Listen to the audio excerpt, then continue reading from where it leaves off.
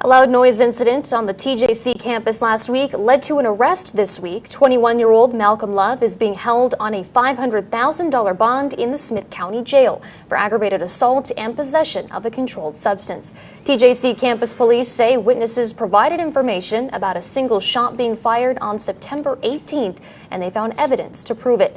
TJC campus police and the Tyler Police Department worked together to arrest Love.